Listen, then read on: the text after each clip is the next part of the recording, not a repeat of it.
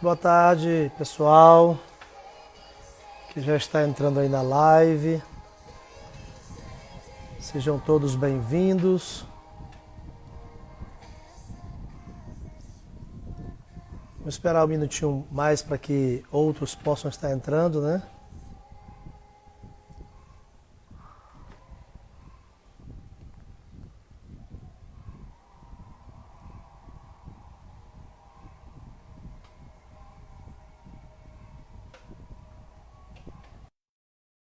Sejam todos bem-vindos. O pastor Cote já está chegando também. Será um prazer tê-lo aqui esta tarde conosco. Ele já entrou. E aí, meu querido? E aí, homem de Deus? Maravilha, eu tava ao vivo lá no meu perfil, convidando o pessoal, né, a estar conosco aí nessa live, mas que bom a gente poder estar assentados juntos aí para compartilhar um pouco. Eu não tô, opa, eu não estou conseguindo te ouvir, pastor.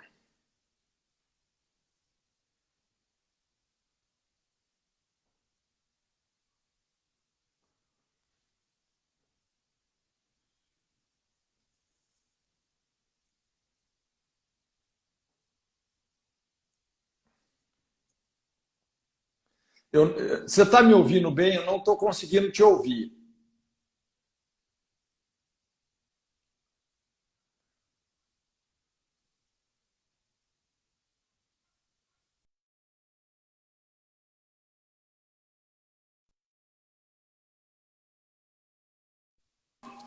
Agora sim, agora deu.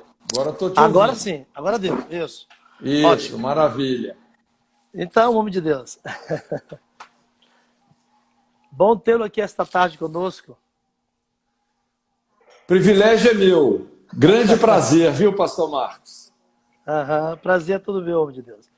Então, como esses dias eu estou trabalhando aqui, preparando umas lives sobre família, lembrei do seu nome, já que o irmão é uma autoridade nessa área de família no país, tem um material riquíssimo. Eu particularmente gosto muito do seu livro A Lei, o, o A Divórcio, né? lei, a A moral e o Moral e o divórcio. Divórcio. Isso. Aham, É um livro sobre conflitos familiares, né? exato.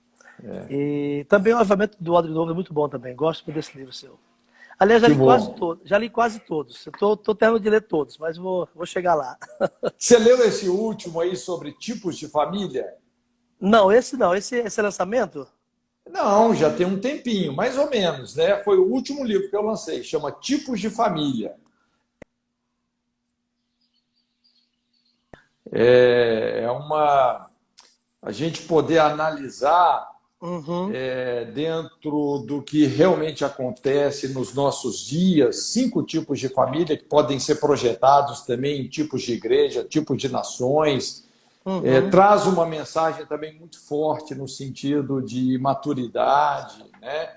Mas uhum. é muito interessante, é um material muito interessante. Joia. Então, nós nos alegramos como ministério recebê-lo aqui nessa live. E eu tenho aqui alguns questionamentos para fazer para ti hoje, que eu sei que vai Sim, ajudar o pessoal a entender melhor sobre esse contexto que estamos vivendo sobre família, né? sim, Então, eu estou falando sobre uma série de lives sobre restauração da família, né? E tem sim. muitos aspectos, né, que eu sei que precisam ser restaurados, mas eu perguntaria para ti o seguinte: na sua visão, o que que estragou? O que que estragou, assim, de modo geral, a família, para trazer tantos problemas nesses tempos que estamos vivendo, né, de problemas de todas as áreas, todos os níveis, psicológico, de relacionamentos, enfim. Então, olha, eu gosto até muito dessa terminologia que você usou aí, restauração, né? Uhum, Restaurar significa você devolver a algo ou a alguém a sua condição, o seu estado original. E, na certo. verdade, a família, obviamente, ela tem uma gênesis, ela Uhum, tem um projeto original que é muito importante da gente compreender, né? uhum, Eu pessoalmente, assim, eu sou uma pessoa que penso muito no alicerce da casa. Eu gosto de raciocinar em termos de fundamentos, em termos de alicerces, né? Então, olha só me permita fazer uma construção assim, né? Porque para a gente poder entender determinadas bases, a gente tem que ir assim no lugar certo nas escrituras, né? Certo. Assim como no Antigo Testamento a gente percebe muito toda a fundamentação para construir uma nação bem-sucedida, no Novo Testamento a gente observa uma fundamentação para você construir uma igreja bem-sucedida.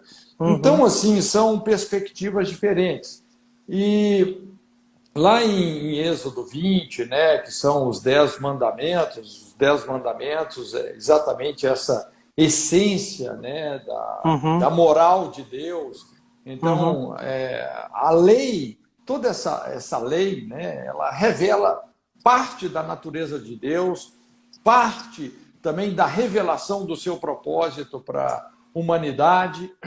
E é interessante, porque existe aquilo que Moisés escreveu, mas existe aquilo que Deus escreveu, não é?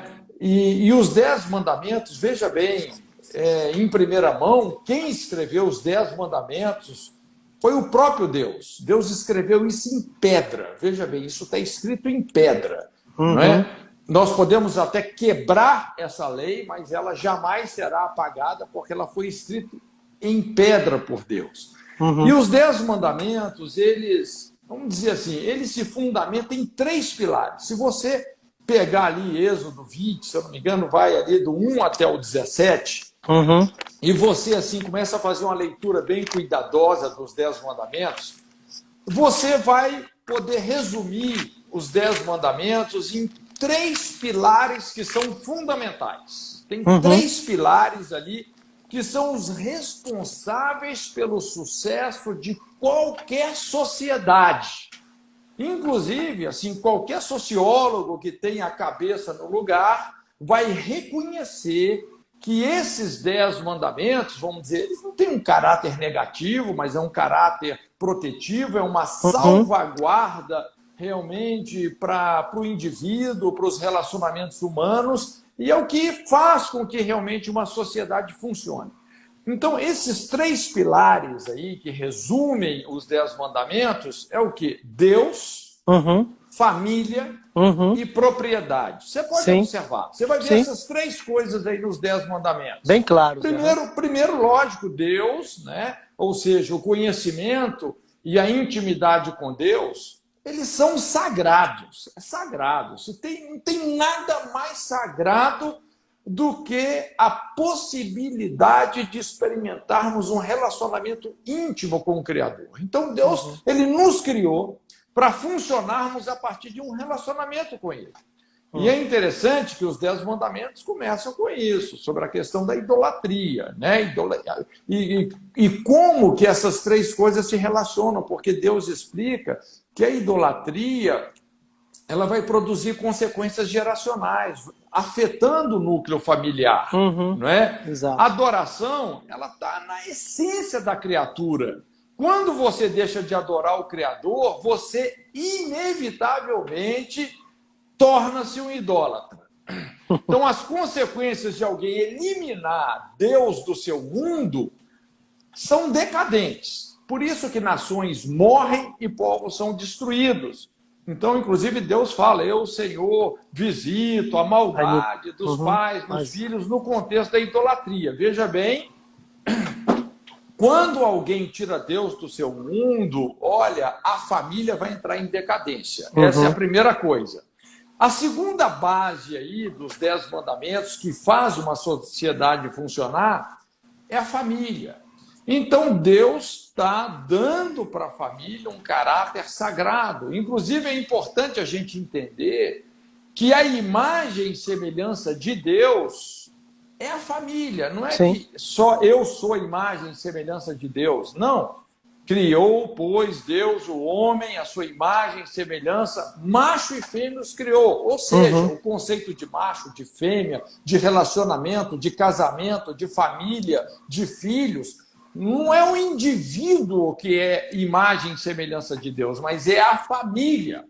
Família está implícito na natureza divina. E a gente vê aqui, nessa perspectiva da família, nos 10 mandamentos, tem 2 pontos cruciais aqui, pastor Marcos. Que é honrar os pais e o não adulterarás. Rapaz, quando você começa a quebrar isso aqui, essa sociedade vai entrar num processo terrível, uma escalada de decadência, não é? Então, inclusive esses assuntos, esses conteúdos, eles são largamente descritos, né, em todas as escrituras sagradas. Bom, antes de voltar aí na família, vamos ver aqui o terceiro pilar, que é a propriedade, que também tem muito a ver com Deus e tem a ver com a família, né?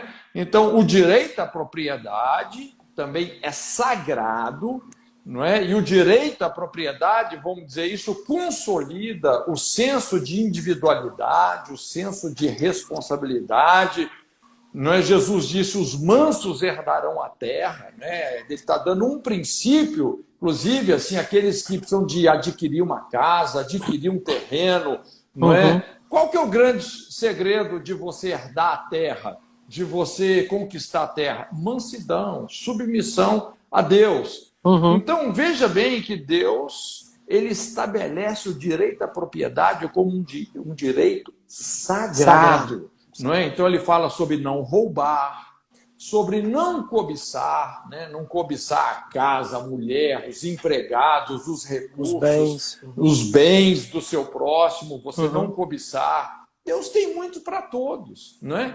Você também não dá falso testemunho, porque quando você dá um falso testemunho de alguém, você está roubando a reputação da pessoa. É um atentado contra a reputação da pessoa. Ele fala sobre não assassinarás. Aqui não é não matarás, é não assassinarás. Não é? Porque a vida é a mais valiosa propriedade que existe, né? Quando você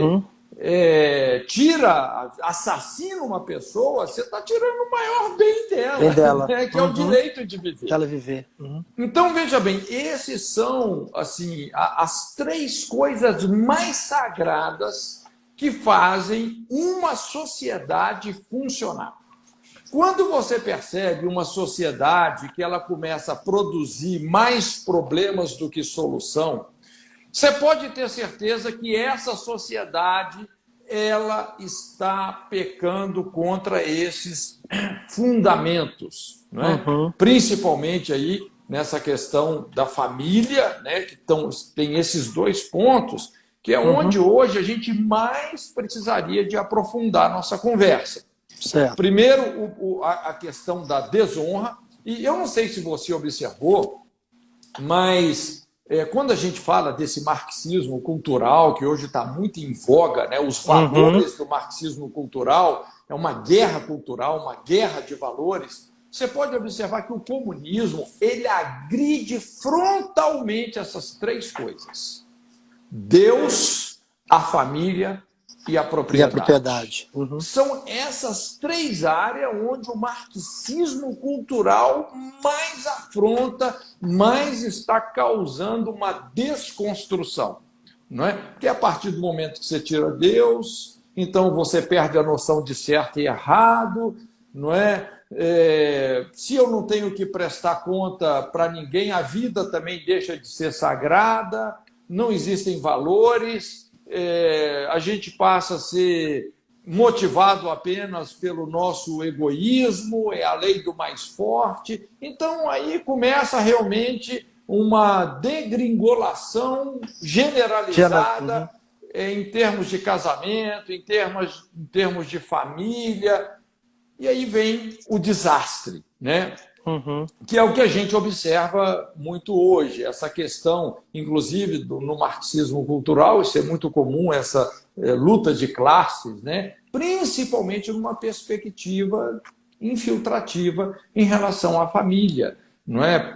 Filhos que não honram mais os seus pais, não é? Então, esse conceito de honrar pai e mãe, puxa vida, isso tem sido assim destruído de uma forma terrível. Esse é um dos pontos mais sérios hoje, que explica muitos quadros depressivos, muita morte prematura.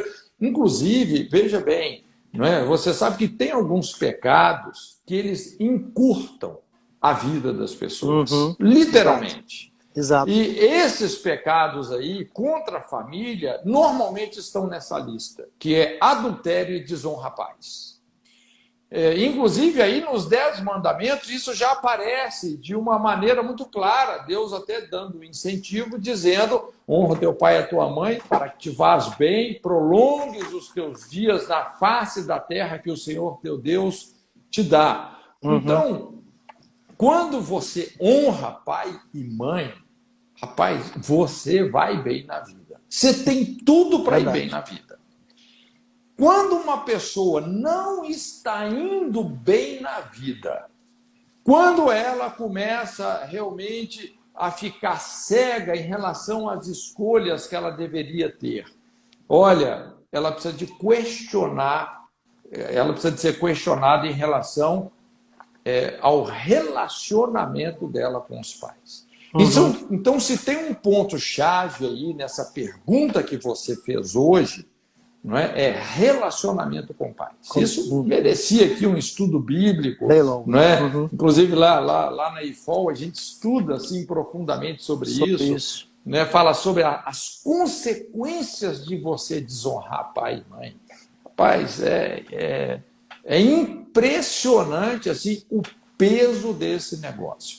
E o outro ponto aí, respondendo a sua pergunta, tem a ver com o casamento, com a infidelidade do casamento, que aqui, então, a gente chega, talvez, assim, no coração da ferida e, assim, pensando fundamentalmente, estruturalmente, na minha opinião, pastor Marcos, na minha opinião, o problema que resume toda a tragédia de uma sociedade tem a ver com a destruição do casamento. Eu acho que você apontou aí, parece-me que 2 pontos cruciais para essa degeneração da família. A influência do marxismo cultural, que está muito forte nesses dias, e essa questão da infidelidade conjugal, né? E eu não sei se você poderia listar outros aspectos que acabam também, nesses dias de hoje, sendo um desafio muito grande para a família. Você teria outros pontos para nos ajudar aí a juntar aí as peças? Sim, veja bem, tem muita coisa, mas deriva disso. Deriva disso. Então, por exemplo, se você pega hoje todo esse quadro, essa onda de marginalidade, criminalidade, essa guerra urbana, não é uma coisa sem controle, não é? A violência disseminada, a evasão escolar, todo um quadro de crianças desprotegidas sexualmente, né? Você é um pastor, né? A gente inclusive trabalha em parceria, né? IFOL, no Ministério do Aconselhamento, a gente vê isso. Nós nunca vimos, não é? Crianças tão desprotegidas sexualmente falando. A gente atende casos de crianças com 6, 7 anos de idade que já têm vida sexual ativa.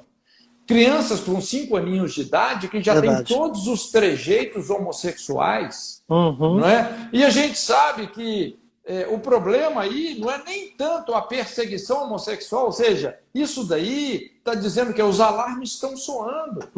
Então, já há muito tempo, de repente, até numa perspectiva até geracional, vamos dizer assim, existe uma desproteção, não é? Que os alarmes estão gritando, tem algo que vem acontecendo, se estruturando de uma forma muito maligna, muito errada há muito tempo. Então, quando você começa a mapear tudo isso, não é? Você começa a mapear toda essa onda de violência, marginalidade, criminalidade, a disfuncionalização da identidade sexual, não é? Você vai mapeando isso tudo, onde é que invariavelmente você chega? Um casamento destruído. Uma família destruída. Não é? Você vai chegar assim, num legado de... Aí vem a infidelidade, o adultério. Não é? Eu sempre digo assim, olha, nós podemos resumir, eu até falei isso outro dia, né, numa live com a ministra Damares, eu falei com ela, ministra, olha, se a gente for ficar só lidando com isso que eu chamo aqui os efeitos colaterais, que é violência, o desvirtuamento da identidade sexual, evasão escolar, isso aí é enxugar gelo. Não é? Qual que é o coração da ferida? É a questão do casamento. O casamento monogâmico, não é? O casamento nos desafia a essa plataforma onde nós vamos exercitar caráter, não é? Você pode observar toda família que está debaixo da cobertura de um casamento funcional. Esses filhos e os filhos desses filhos são as pessoas que mais vão contribuir para o bem-estar de uma sociedade. Então, nós podemos resumir a cura de uma sociedade num único conceito, que é casamento. Agora, isso é desafiador. Infelizmente, a maioria das pessoas, elas não estão dispostas realmente a entrar nisso que Lutero chamou a escola do caráter. Porque o casamento, ele não é para você ser feliz, ele é para te santificar. A felicidade vai ser uma redundância, não é? O casamento, ele te joga numa plataforma onde você vai ter que aprender a conviver com uma pessoa que tem uma natureza totalmente diferente da sua, e isso numa aliança até que a morte te separe dela. Então é um exercício contínuo de quebrantamento, é um exercício contínuo de lealdade, de fidelidade, de confiança, de altruísmo, né? O amor sacrificial. Rapaz, assim, Deus é muito sábio, não é? E esse é o protocolo que Deus estabeleceu para que a terra, né, para que o homem pudesse crescer e multiplicar e encher a terra. É o casamento. Deixará, pois, o homem, seu pai e sua mãe, unir-se à sua mulher, serão os dois uma só carne. Né? Então, tudo deriva disso, viu, pastor Marco? Tudo deriva a partir daí. De um casamento desestruturado, não é? Inclusive, muitas vezes, a própria rebelião dos filhos desonrando pais, tem muito a ver com isso, que é o que a gente chama a brecha das gerações. Né? Na mesma proporção que os pais realmente ferem os seus filhos, né? Com divórcio, com adultério, com abandono, com rejeição, na mesma proporção que os pais pecam contra os filhos tendem a se rebelar contra os pais. Então, daqui a pouco, uma brecha surge, né, entre as gerações, fazendo com que os filhos incorram nos mesmos erros ou erros até piores que os pais incorreram. Eu vejo também, pastor Cote, que existe um peso e uma responsabilidade de liderança muito grande dentro do lar, na figura do sacerdote do lar. Então, esse ministério sacerdotal, ele tem sido também muito aviltado, muito assim desconstruído, muito quebrado. O irmão poderia nos apontar aí alguns problemas que o irmão vê nesse desenvolvimento do ministério sacerdotal do homem dentro do lar? Veja bem, primeira coisa que a gente tem que entender, né, a palavra sacerdócio tem muito a ver com um serviço que é sagrado. Uma missão que é sagrada dentro daquela área que você está, né? Em relação ao lar. Né? E a primeira coisa não é só o sacerdócio do homem ou do pai e marido, mas também é o sacerdócio da mulher, como esposa e mãe. Não é só o homem que tem uma responsabilidade sacerdotal no lar, mas também a mulher tem uma grande responsabilidade sacerdotal no lar. Porque às vezes as pessoas falam, o homem é o sacerdote da família. Não, tudo bem. Isso é uma verdade, mas não é uma verdade completa. O homem é o sacerdote do lar e a mulher é a sacerdotisa do lar. Eu não sei se você se lembra, mas tem uma aula que eu gosto muito, que eu chamo lá o princípio da família, que a gente estuda aí 9 valores. Esse é o sacerdócio do lar. São funções sagradas que precisam ser exercidas pelo pai, pela mãe e também pelo relacionamento conjugal, porque não apenas o pai desempenha uma função em relação aos filhos, como a mãe também desempenha uma função específica em relação aos filhos, mas o casamento deles, o casamento também é uma pessoa. É uma pessoa plural, mas é uma pessoa. O casamento também exerce uma função tremenda, fundamental sobre a vida dos filhos. Então, o pai, ele vai comunicar ou deixar de comunicar para os filhos 3 coisas, que é direção, limites e segurança, que é o papel do líder. Então, o homem, o pai, é o visionário, é o caçador, é aquele que estabelece a visão da família e zela realmente pelos princípios, né? Pela moralidade da família através do seu exemplo.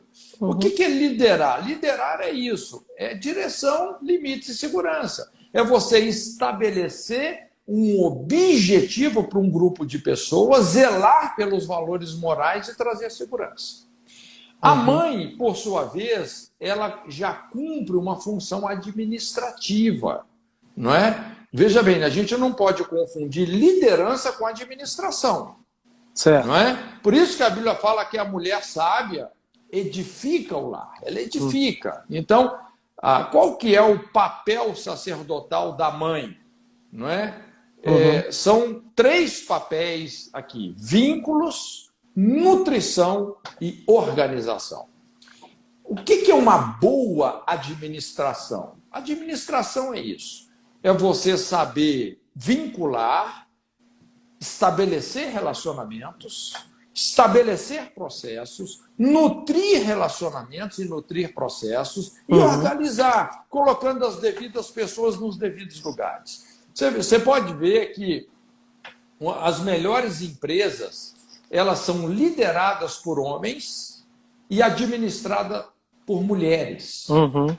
Não é? As melhores famílias são lideradas por homens, mas administradas por mulheres. A capacidade que a mulher tem de administrar um lar é incrível, entende? Porque a mulher, ela primeiro, ela tem essa facilidade de estabelecer os relacionamentos, nutrir os relacionamentos. Você vê, o que mais diferencia a mulher do homem? É um aparelho reprodutivo. A mulher tem seios, tem útero, ela é nutridora. Então, nutrir, né, organicamente, emocionalmente, psicologicamente, isso é um dom da mulher, isso está na natureza da mulher. Da mulher. Não é?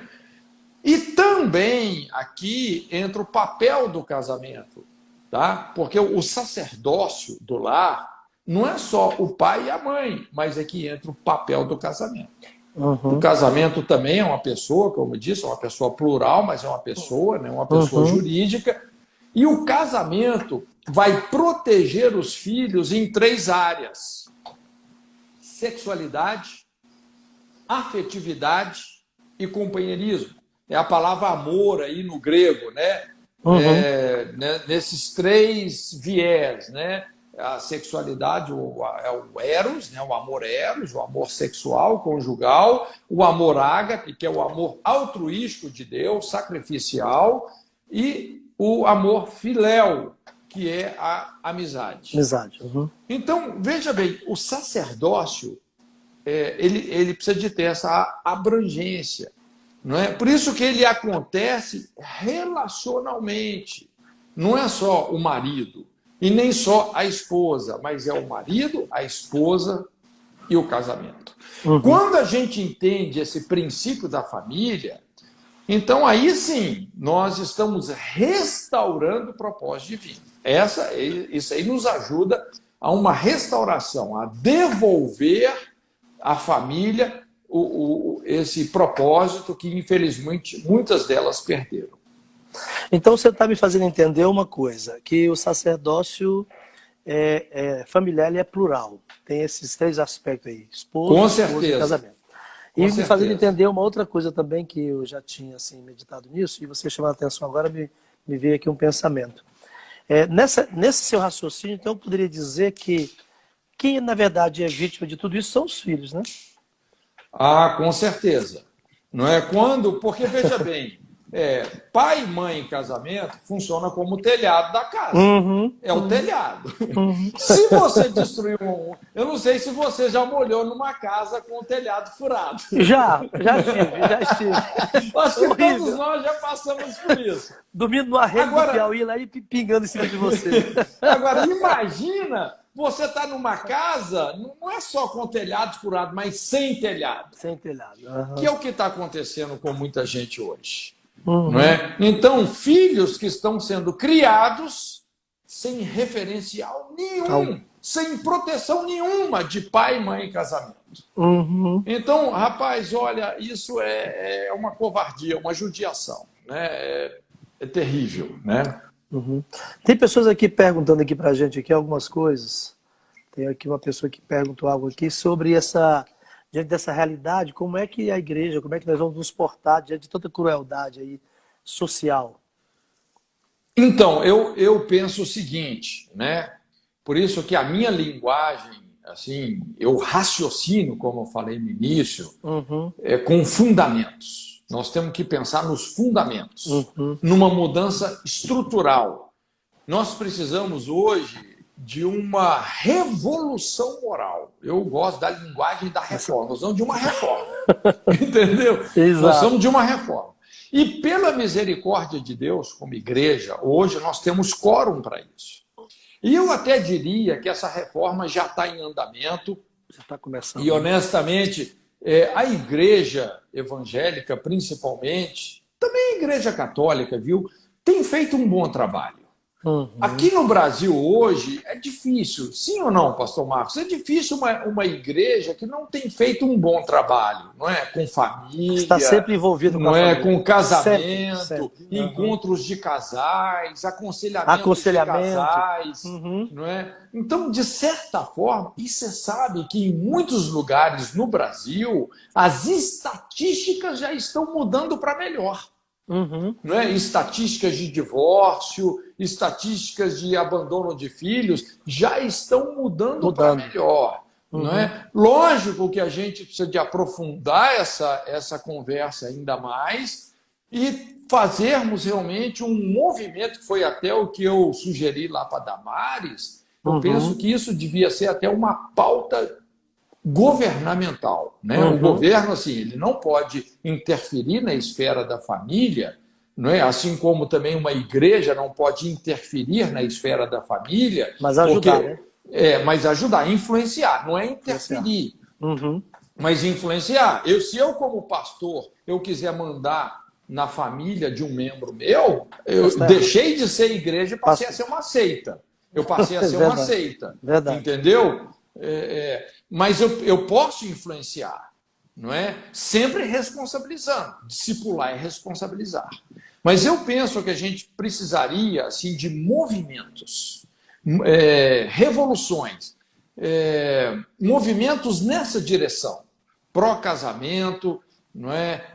Como, por exemplo, nesse meu livro que você mencionou no início, A Lei, a Moral, o Divórcio, que é um livro onde a gente trata desses conflitos conjugais mais severos.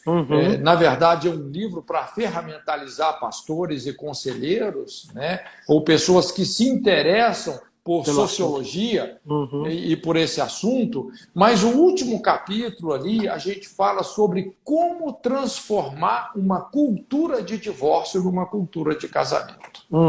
Então isso é uma chave. Como você fazer essa mudança? Porque, infelizmente, nessas últimas décadas, foi legado a nós uma cultura de divórcio. não é? Inclusive, lá no início da década de 60, nos Estados Unidos, porque isso foi exportado dos Estados Unidos para cá, eu acho que muitos de nós já ouvimos falar sobre essa cultura, né, do divorce no fault, que traduzindo seria o divórcio sem culpa. Então, o casamento, na verdade, ele foi perdendo assim tanto o seu lugar de ser algo sagrado, de ser algo que causou realmente a prosperidade dos Estados Unidos, que realmente assim o divórcio se tornou uma coisa corriqueira, uma coisa sem importância. As pessoas se divorciavam sem culpa, começaram a criar um pacote de leis, em vez de dificultar o divórcio, eles começaram a criar um pacote de leis para facilitar o divórcio, como se essa fosse uma solução realmente, principalmente considerando a médio e longo prazo, uma solução viável. Então aí, inclusive, eu falo lá sobre os mitos do divórcio. Porque às vezes aquilo que o cara acha assim, não, o divórcio é a melhor solução, né? Vários mitos, né, que a gente precisaria de ter tempo para discorrer sobre todos eles. Mas tudo, na verdade, é mito, e a médio e longo prazo, realmente, a sociedade foi entrando numa espiral de destruição, não é? Aí temos aí hoje os filhos da morte do casamento, não é? Toda uma geração marcada profundamente pelas perdas da orfandade, uma geração sem referencial, que não foi corrigida pelos pais, que tende à delinquência, assim, aí a gente tem que ficar enxugando esses gelos todos aí. E voltando ao seu livro A Lei, a Moral e o Divórcio, uma coisa que eu acho que você foi muito feliz ali foi realmente desmistificar esse entendimento equivocado de muitos da igreja sobre o divórcio, sem considerar o repúdio, não é? Porque o repúdio, na verdade, está por trás de tudo isso aí, né? De toda da questão do divórcio, né? Há muita coisa que a igreja às vezes mistura, né? Mistura esse entendimento. Então, uma coisa muito importante, porque essa é uma realidade que a gente precisa de lidar com ela diariamente. Nas nossas igrejas, pelo menos 50% dos casais que chegam, às vezes já estão no segundo, no terceiro casamento, né? E muitas vezes estão vivendo, vamos dizer assim, experimentando crises que têm a ver com as situações não resolvidas de casamentos anteriores. Sim. Não é? Então, assim, puxa vida, como que é importante você ter uma história resolvida. Mas esse aspecto aí do divórcio, né, é muito importante isso, essa balança que a gente coloca ali, esse equilíbrio, né, quando você analisa um caso, de entender a diferença entre repúdio e divórcio. Não é? Porque, veja bem, o que é o repúdio e divórcio? São conceitos bem diferentes, eles estão em classes de leis diferentes, não é? O repúdio está numa classe de lei que é moral, né? O divórcio é uma classe de lei civil, humana, legal, né? é legal, uma coisa. Enquanto o repúdio é moral, o divórcio é legal. Né? Quer dizer, às vezes a pessoa, lógico, se a pessoa divorciou, ela está amparada pela lei? Sim, se aquela lei existe no país dela, ela está amparada pela lei. Mas significa que todo divórcio é moral? Nem sempre. Né? Então, o que Deus odeia, na verdade, né, se a gente for assim aprofundar essa conversa, o que está em jogo aí não é o divórcio, mas é o repúdio. Inclusive, ali em Malaquias é um trocadilho. Né? Quando ele fala assim, eu odeio o repúdio, ele está dizendo assim, como se ele odiasse o odiar, ele repudia o repúdio. Porque repudiar é você rejeitar, é você julgar fora, é você se indisponibilizar para uma reconciliação. É quando um cônjuge fala para o outro assim, olha, eu não te quero mais, você está julgado fora. Não é? Eu te rejeito, eu te traio, eu te agrido, eu te abandono, eu te repudio. E é isso que Deus odeia. Uhum. É isso que Deus odeia. Essa é a antinatureza de Deus. Porque a essência da natureza de Deus, qual que é? Reconciliação. Uhum. Deus estava em Cristo, reconciliando o mundo consigo mesmo, colocou em nós a palavra e o ministério da reconciliação. Então, o que acontece em muitos casos que a gente intermedia? Não é? Às vezes, a primeira questão que a gente teria que levantar é exatamente essa, né? Porque às vezes a pessoa, ela hoje é divorciada, mas ela nunca repudiou o cônjuge. Uhum. Não é? Pessoa, hoje você vai lá, qual que é o seu estado civil? Ela fala, pastor, eu sou divorciada. Divorciada. Uhum. Não é? E às vezes a gente, inclusive, tem a tendência até de carimbar essa pessoa. Ah, essa pessoa é divorciada. E até coloca, rotular aquela pessoa de divorciada. Uhum. Só que quando você entra no caso, aí você começa a descobrir as coisas. Você começa a descobrir. Aí você pergunta para ela assim, puxa, mas o que aconteceu e tal? Né? E às vezes aquela pessoa carregando um peso tremendo. E daqui a pouco, né, você percebe que apesar dela ser divorciada, ela nunca repudiou o cônjuge. Às vezes, pelo contrário, ela tentou reconciliar, ela perdoou o adultério, ela buscou ajuda, mas simplesmente a outra pessoa descartou ela irremediavelmente. Só sobrou para ela a opção de ser um divorciado. Mas ela nunca rejeitou o cônjuge, muito pelo contrário, inclusive até perdoou. Então, existe uma proteção sobre essa pessoa? Existe uma proteção moral sobre ela, divina. Existe uma proteção divina sobre essa pessoa. Não é? E também, às vezes, qual que é um outro problema? Porque, eclesiasticamente, às vezes a gente incorre nesse erro, porque a gente tem essa tendência de satanizar o divórcio e tolerar o repúdio. Não é? Infelizmente, isso acontece demais. Eu lembro uma vez um caso que eu atendi, rapaz, um pastor, rapaz, pensa num pastor assim, abusivo, não é? Matava a esposa na unha, traía, agredia, mas ele não divorciava. Porque se ele divorciasse... Perdi o cargo. Ia perder o cargo. A denominação dele ia fritar ele. Então ele ficava naquele casamento. Ele ficava com o legal sendo imoral. Isso. Então, esse negócio, o cara tá coando mosquito e engolindo o cabelo, rapaz. O que está em xeque, na verdade, diante de Deus? Verdade. Não é? Não é o divórcio só é uma carta, só é um documento formalizando que agora aquele casamento acabou. O divórcio só é um documento humano, é uma satisfação para a sociedade. O que está em jogo mesmo, aí é o repúdio. É quem repudia quem.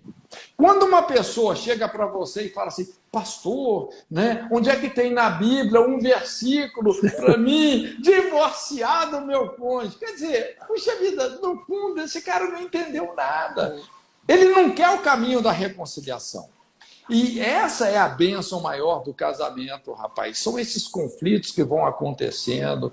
E quando a gente supera esses conflitos com o espírito de reconciliação, pastor Marcos, todo casamento pode dar certo. Todo. Qualquer casamento pode dar certo. Inclusive, um casamento que passou por uma ferida de adultério. Olha, centenas, nós temos visto centenas, você também, né? A gente trabalha com isso.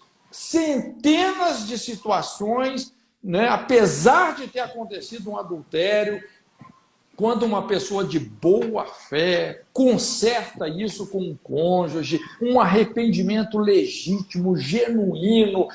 Gente, é impressionante como esses casamentos se tornam assim bem-sucedidos. Deixa eu voltar aqui, pastor Cote. A Selma Machado está fazendo uma pergunta que talvez ela esteja pensando sobre esse sacerdócio plural que o irmão mencionou agora há pouco. Quando ela disse que, no caso do ministério pastoral, que a mulher é pastora e o esposo não é. Como resolver isso? Veja bem, Quem que é pastor? Desculpa. Faça a Não, pergunta de novo para mim, que eu a me situar Selma melhor. Machado está dizendo assim, ó, em um Sim. ministério, quando a mulher tem a liderança pastoral e o marido não. Como explicar isso? Como resolver isso? Olha, veja bem, né? É muito importante que se essa situação ela está acontecendo, né, que isso seja com a anuência do marido. Eu penso que se ela assumir um pastorado, é porque em casa, no lar, essa esposa é amada por esse Uhum, marido, uhum, né, e se submete a ele. Não tem nenhum problema, vamos dizer, esse marido reconhecer que ele não tem um ministério pastoral. E talvez ele não uhum. tenha mesmo, mas ele tem, com certeza, ele tem algum outro dom, né? Seja profissionalmente falando, que ele pode usar ou não no contexto da igreja, não é? Uhum. E o fato dele não ter um cargo ministerial, vamos dizer assim, na igreja, que isso isente ele do exercício do sacerdócio no Do lar. lar. Uhum. Não isenta. Ele vai ter que cumprir esse papel que todo pai precisa de cumprir pelo exemplo dele, né, pela austeridade dele, pela integridade, pela responsabilidade, pela fidelidade no casamento, pela ternura com os filhos. Ele vai influenciar os filhos, né, por todo esse exemplo, ajudando os filhos a terem direção, limites e segurança. Ok. Eu sei que você é muito assim, animado com a igreja e com a família. Eu já te ouvi muitas vezes na IFOM e também em outros momentos. Sei que você é um dos nossos pastores do Brasil que acredita muito nessas duas instituições. Eu também creio assim. Mas, assim, de maneira assim, bem resumida, o que você diria para essas duas instituições diante desse desafio que estamos aí hoje para fazer a redenção dessa família que está aí precisando tanto de ser voltada ao Então, Senhor? olha só, veja bem, né? Quando a gente fala sobre a igreja, a primeira coisa que nós temos que entender é que a igreja é a noiva de Cristo. Uhum. Não é? A igreja, tudo bem, tem um aspecto instituição humana, mas a igreja, a rigor, é esposa de Cristo. Uhum. Então, quando eu abro a boca para falar da igreja, eu penso muitas vezes, Ela tem um porque marido, né? ela tem um marido, né? E eu não Cuidado. quero enfrentar a ira do cordeiro, a ira do marido da igreja. Não dá para ficar falando qualquer besteira. Lógico, o que a Bíblia fala sobre a igreja? Que ela está sendo aperfeiçoada. Ela é perfeita? Não é. Não. Não é. Né? Por isso que eu sempre falo, você nunca deve sair de uma igreja porque a igreja tem problema.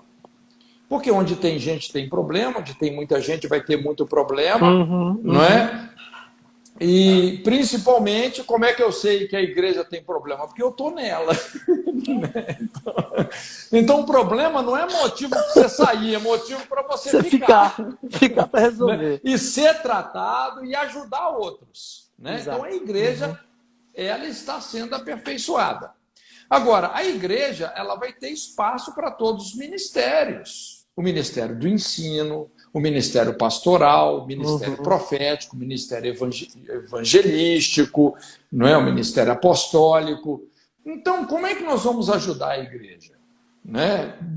Com essas 5 bases. Como é que eu ajudo a igreja? Eu ensino a igreja, eu gosto de ensinar. E eu gosto de ensinar profeticamente. Né? Porque tem né, assim, o ministério profético é aquilo, você é direto. Com aquilo que é moral, com aquilo que é absoluto, você não vai ficar tentando perfumar o lixo. Né? Você não vai perfumar o lixo. O lixo é lixo, fede. O pecado é pecado. Nós temos que dar nome aos bois. Não é? Então, se uma pessoa está em pecado, o problema é quando as pessoas querem normalizar o pecado, sabe, pastor Marcos? Às vezes isso acontece com pessoas que frequentam a igreja. A pessoa quer normalizar o pecado, quer normalizar a prática da homossexualidade, a prática da fornicação, a prática da mentira. E quando uma pessoa quer normalizar o pecado, é problema. porque ela não quer mudança, ela não quer arrependimento. A misericórdia é para quem reconhece o erro.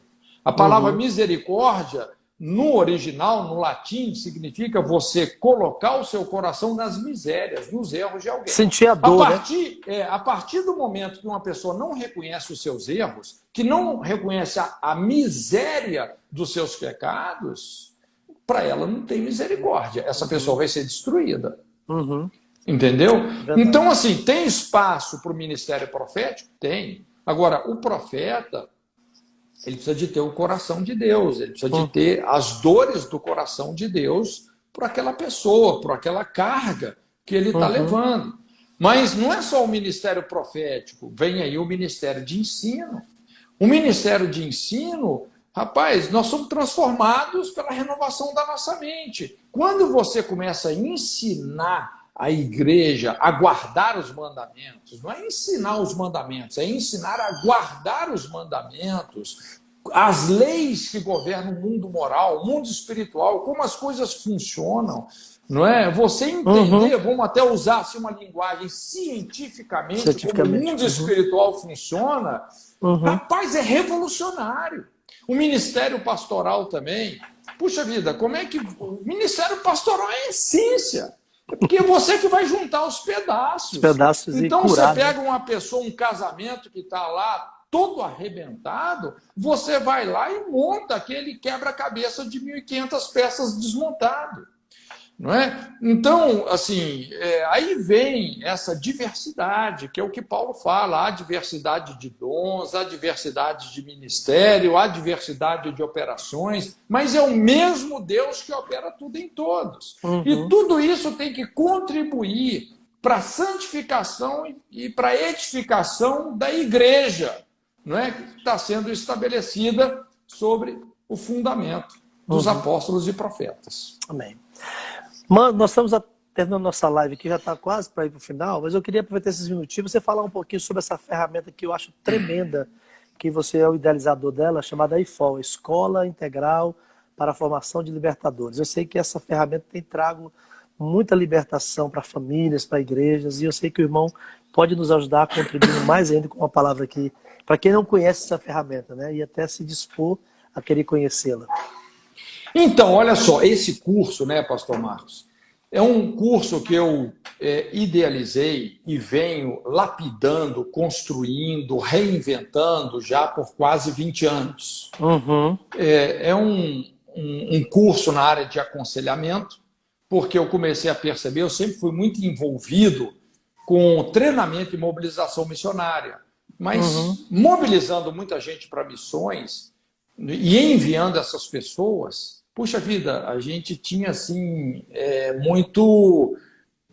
muitas experiências ruins, porque as pessoas não estavam suficientemente resolvidas para se colocarem naquela ponta de lança, como linha de frente, como elas estavam se colocando. Então, tinha muita coisa assim a desejar, né?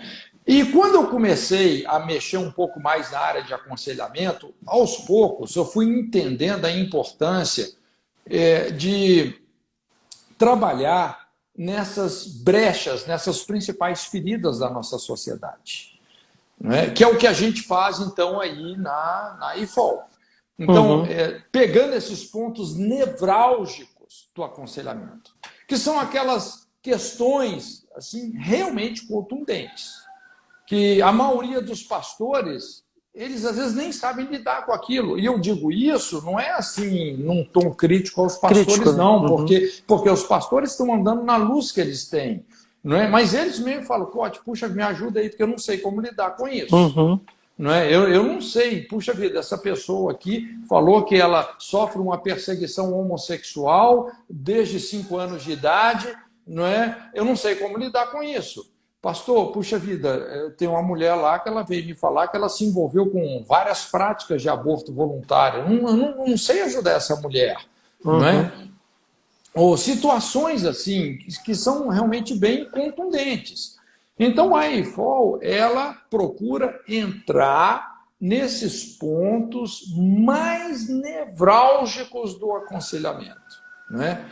E tem ajudado muita gente, né? Porque quando você tem as ferramentas certas, você tem a compreensão certa de como desconstruir esses quadros, de como promover uma restauração realmente alicerçada na palavra. Puxa vida, isso é um divisor de águas, não é? E graças a Deus hoje a gente tem podido ter IFOL também videoaula, né? Estamos formando os diretores acadêmicos, implantando aí no Brasil todo, fora do Brasil, não é? Olha, tem sido tremendo. Só no ano passado nós tivemos na IFOL videoaula foram 2.500 alunos, mais uns 1.000 que foram de IFOLs presenciais, né? Uhum. E graças a Deus tem sido um divisor de águas na vida de muitos líderes, de muitas pessoas. Eu quero, assim, encorajar os irmãos. Nós abrimos uma IFOL lá em Guiné-Bissau. Lá nós temos uma base missionária. Sim, estamos juntos. Eu sei que você já fez lá em Angola, né? Foi uma bênção. Ela está fazendo ainda lá. Isso. Né? Eu fico feliz em saber que está indo além fronteiras. Nós estamos formando agora vários diretores acadêmicos, porque uma das visões assim da Jocum é você investir muito de forma autóctone, né, no obreiro nacional. Local, né? Exato.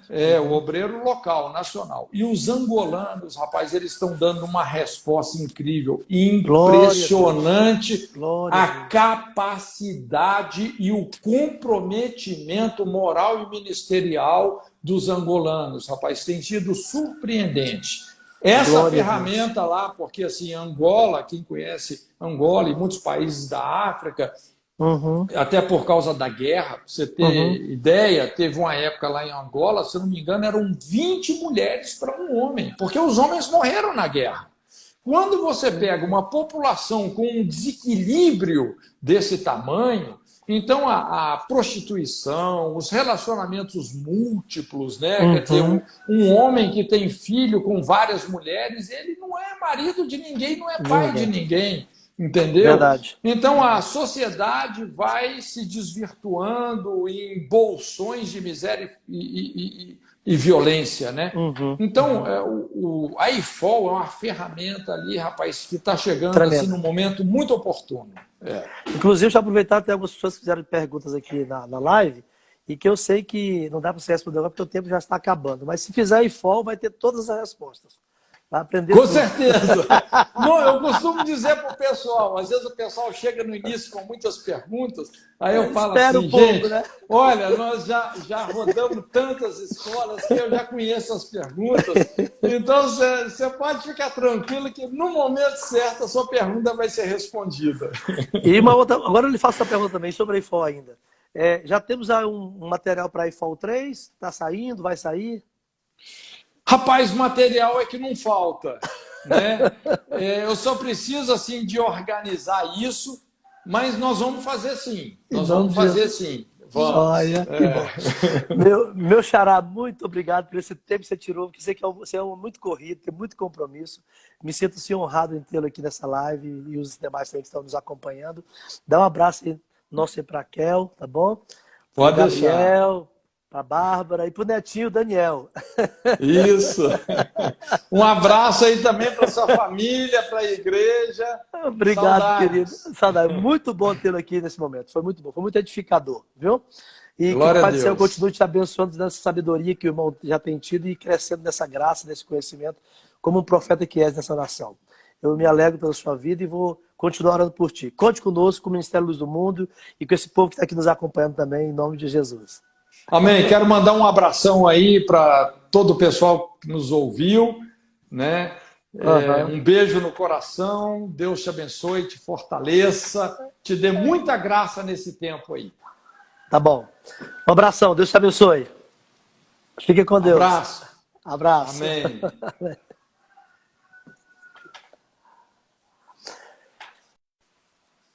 Pessoal, ainda temos um minutinho ainda aqui nessa live para alguns que perguntaram sobre a IFOL. Aqui em Brasília eu sou um dos diretores acadêmicos da IFOL e também temos outros diretores espalhados no Brasil todo. Se alguém quiser depois fala comigo no privado, que eu posso lhe orientar quanto à IFOL em seu estado, em sua